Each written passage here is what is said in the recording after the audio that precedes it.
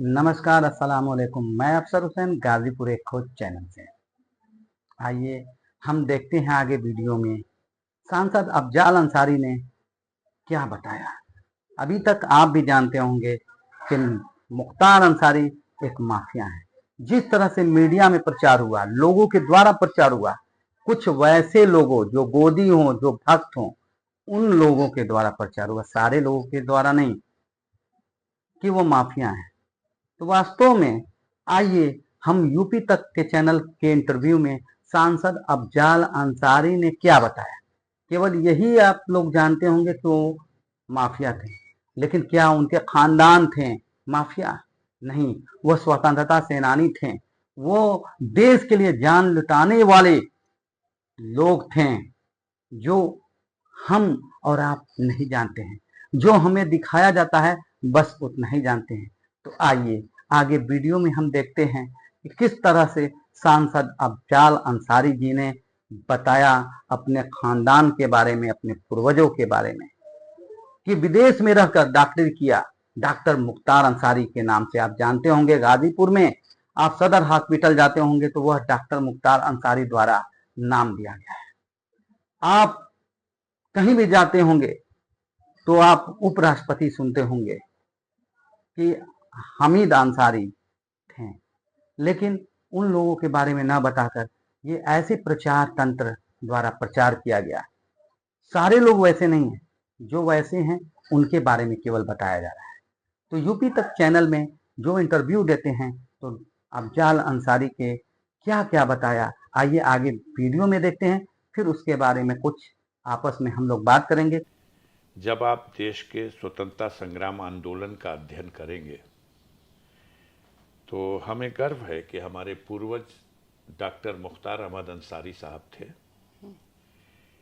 जब देश गुलाम था, ब्रिटिश हुकूमत थी, और तब वो जब लंदन में प्रैक्टिस कर रहे थे, बहुत बड़े सर्जन थे।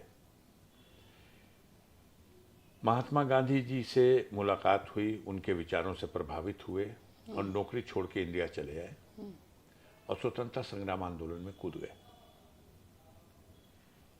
आगे चल के 1926-1927 में वो उस दौर के गुलाम भारत के इंडियन नेशनल कांग्रेस के प्रेसिडेंट चुने गए।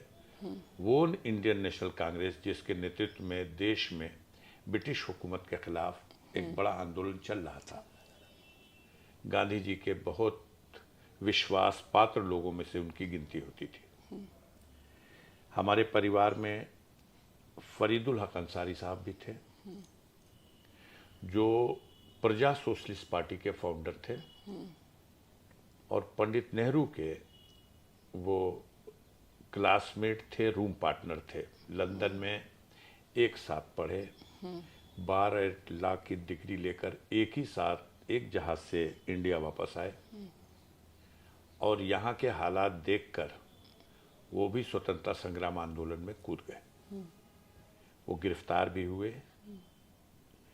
पंजाब की जेल में फिरोजपुर में ले जाके फरीदुल हक साहब को रखा गया।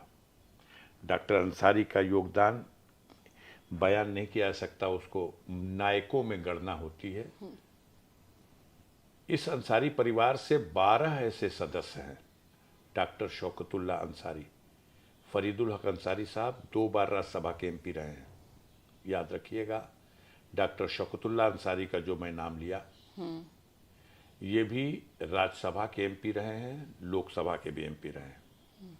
तो जो आज के मीडिया के लोग जल्दबाजी में अंसारी परिवार का अध्याय खोलते हैं मुख्तार अंसारी के नाम से, तो ये कहीं ना कहीं अधूरा है। इस पर विचार करना चाहिए लोगों। अच्छा, आपने कहा कि आपके पूर्वज जैसे आपके परिवार से 12 लोग स्वतंत्रता सेनानी रहे हैं, स्वतंत्रता संग्राम में उन्होंने काफी योगदान दिया है। तो ऐसा क्यों हो जाता है कि स्वतंत्रता सेनानियों के परिवार से एक बाहुबली उभर के आता है? अब बात सुनिए, स्वतंत्र होने के बाद देश के स्वतंत्रता संग्राम आंदोलन की जो भूमिका हमने बताया, 12 आपने इंटरेस्ट नहीं लिया कि हम नाम बता पाए, आपने नहीं, कट नहीं। किया, तो फिर कोई बात नहीं।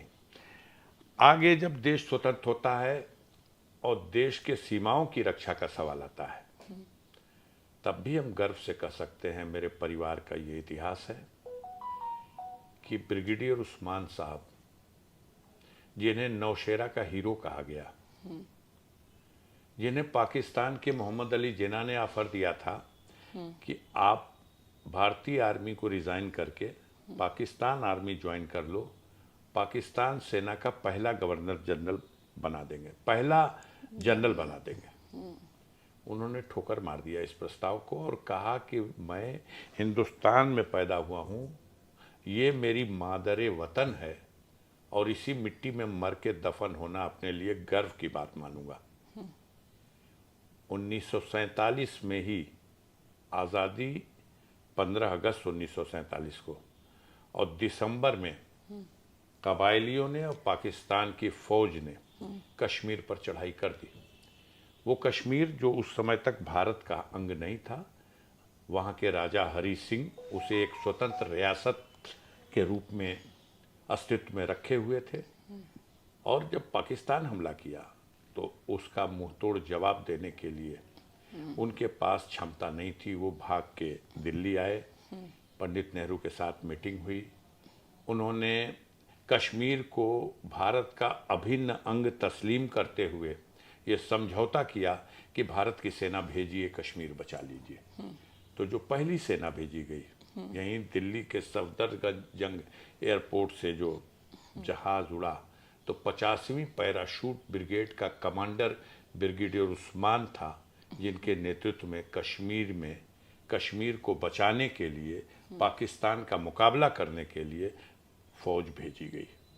लड़ाई हुई, ब्रिगेडियर उस्मान ने झांगर घाटी को फिर से जीता, जो दुश्मन के कब्जे में जा चुकी थी। ब्रिगेडियर उस्मान और उनकी पलटन ने अदम्य साहस का परिचय देते हुए झांगर घाटी को बचा लिया। इस लड़ाई में ब्रिगेडियर उस्मान 3 जुलाई सन 1948 को वहीं नौशेरा बॉर्डर पर शहीद हो गए। मरणोपरांत उनकी वीरता के लिए उन्हें महावीर चक्र दिया गया।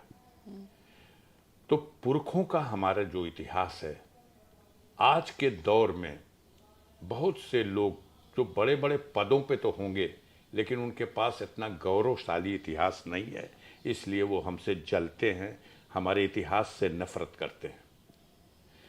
अब सवाल आता है कि कैसे ऐसे सेनानियों और देश के लिए मरने मिटने वालों के परिवार में मुख्तार अंसारी का नाम जुड़ गया।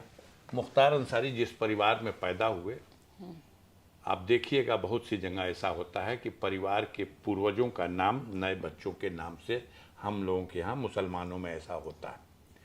ब्रिगेडियर उस्मान के नाम पर भी आज भी हमारे परिवार में नौजवान है।